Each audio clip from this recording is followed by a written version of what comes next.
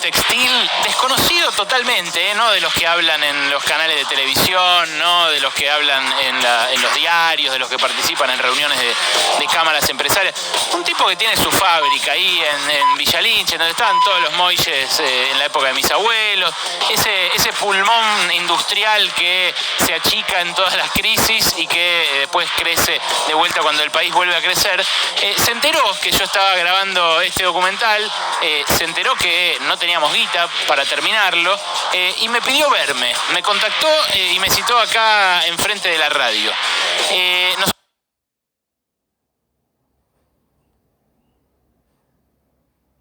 Nosotros habíamos recibido financiamiento por parte de la Fundación Ebert, la fundación alemana, socialdemócrata, que financió, la verdad, buena parte del costo del documental. Hacer una película cuesta mucha guita. Cuesta en técnica, cuesta en guión, cuesta en viajes, en este caso, porque para el documental de fondo yo viajé a Grecia, viajé a Portugal, viajé a Estados Unidos, conté las últimas experiencias del Fondo Monetario y entonces todavía estábamos en rojo.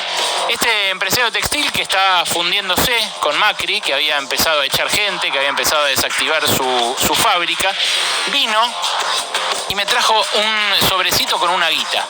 Era poca guita, eran unos dólares que tenía ahorrados. Pero me dijo, ¿sabes qué?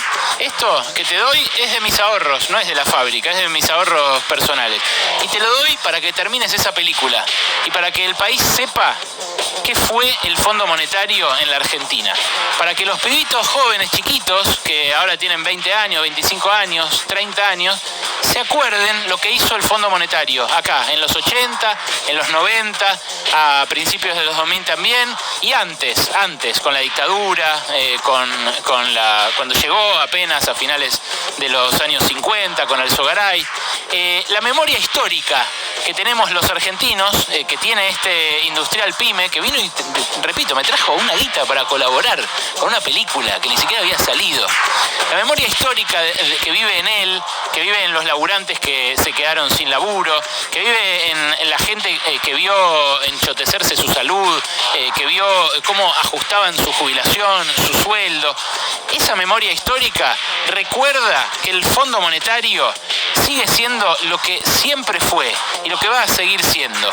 Apertura comercial, privatizaciones, flexibilización laboral, rebajas de sueldos, apertura a las inversiones extranjeras con las reglas de esas inversiones extranjeras, ajuste del gasto, especialmente en jubilaciones, pero también en salud.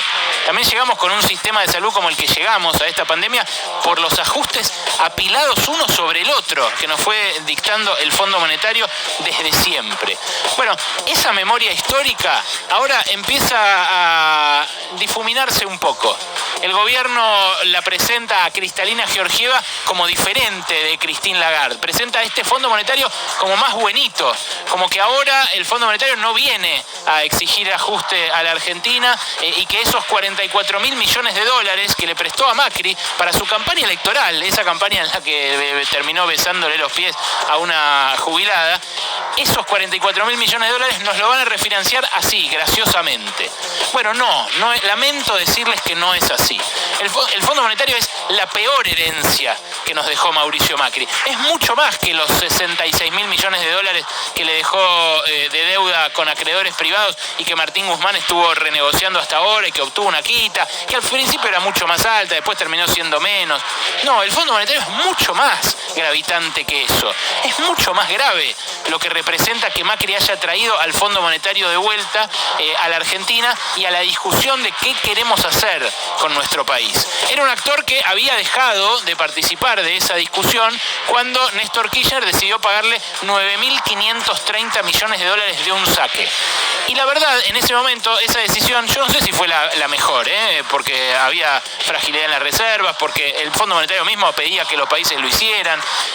La verdad que a la postre lo que mostró es es que se salió del debate, salió de la discusión un actor que sistemáticamente le puso la bota sobre la cabeza a la Argentina cada vez que se quiso desarrollar. Y eso es lo que va a empezar a aparecer ahora nuevamente. Mira, ayer el Ministerio de Economía a la noche dijo que tuvo una excelente reunión de intercambio de opiniones con el Fondo Monetario. El presidente del Banco Central, Miguel Pese, también estuvo en esa reunión. Hoy el Fondo Monetario, los enviados de esta misión que llegó ayer, una funcionaria de New Jersey y un venezolano que vive en Washington y que está encargado del caso argentino. Bueno, esa misión hoy se va a ver con empresarios de la UIA, de la Unión Industrial, y con sindicalistas de la CGT. Y el gobierno dice que cambió, pero anteayer, el lunes, el Fondo Monetario publicó su revisión de artículo 4 de Brasil, o sea, la revisión anual que hace de la economía brasileña, independientemente de la deuda que mantenga. Esta es una revisión que hace sobre todos los países. ¿Y qué dijo el supuesto nuevo Fondo Monetario sobre el ajuste de Bolsonaro? Bueno, dijo que estuvo muy bien, que en octubre de 2019 se aprobó una reforma histórica de las jubilaciones que estabilizó el gasto como porcentaje del PBI y además destaca, se enviaron proyectos de ley al Congreso para controlar el gasto público. ¿Qué más le dijo el nuevo fondo, el supuesto fondo progre, al Brasil de Bolsonaro? Le reclamó que recorte su IFE. En Brasil hay algo parecido al IFE nuestro, que se llama ayuda de emergencia. Al principio fue de 600 reales, que son como $110 más o menos, y ahora son 300 reales, que son $55. O sea, antes era más que nuestra IFE, ahora hasta fin de año va a ser un poquito menos que nuestra IFE en dólares. Eso, dice el Fondo Monetario, cuando se amplió, cuando se extendió a 67 millones de personas, significó que los costos fiscales promedio alcanzaran alrededor de un 4,6% del PBI, o sea, cerca de 10 veces el costo anual del plan Bolsa Familia, que es como nuestra asignación por hijo. ¿Y qué dice el Fondo Monetario, el supuesto Fondo Progre? Eso fue demasiado grande dado el espacio fiscal disponible. O sea, le está diciendo a Bolsonaro, deja de pagar el IFE, recortá el IFE porque no hay guita. Es el mismo fondo de siempre. Es el mismo fondo que fue con Alzogaray, el mismo fondo que fue con los milicos, que fue con Menem, que fue con Duhalde, que fue con De la Rúa, que fue con Kirchner, que fue con Macri y que ahora va a ser con Alberto Fernández. Al Fondo Monetario su historia lo precede, por más que ahora quiera lavarse la cara diciendo que, asume las culpas de haberle prestado esa montaña de guita a la Argentina y que entonces ahora no va a ser así de exigente. Bueno, la verdad, las únicas veces que retrocedió el Fondo Monetario con estos preceptos que considera la receta mágica fue con gigantescas movilizaciones populares.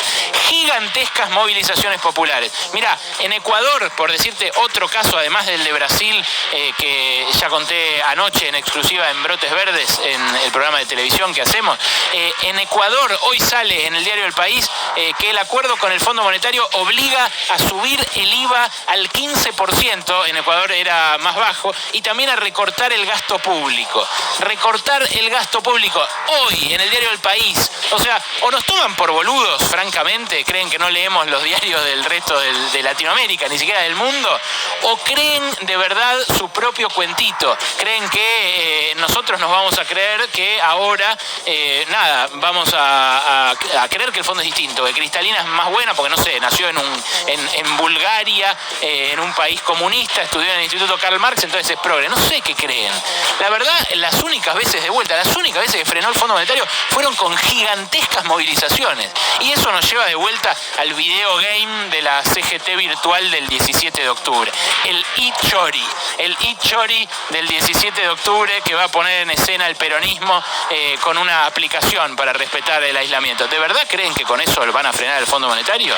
¿O será que no les interesa ni siquiera frenarlo a los gordos de la CGT? Como no les interesó frenar su llegada tampoco cuando gobernaba Macri. ¿O no podían haberse movilizado mucho más desde la CGT contra el fondo en 2018? Pero no lo hacían en ese momento porque no querían que los llamen golpistas. Me decían, me acuerdo en off, de récord, todos los sindicalistas, no queremos que nos acusen de desestabilizar al gobierno. Bueno, no le hicieron mucho favor a la sociedad y ni a los trabajadores evitando esas movilizaciones. Ahora es la ocasión de frenarlos, pero no los frena un presidente, un ministro, alguien que pegue un golpe sobre la mesa, que se haga más el macho o que negocie mejor porque estudió en Columbia con Stiglitz. Al fondo se lo frena en las calles. Como se dice sobre el COVID-19, como se se dice sobre el coronavirus, vale lo mismo. Para el fondo vale exactamente lo mismo. A este virus lo frenamos entre todos. De lunes a viernes. A viernes.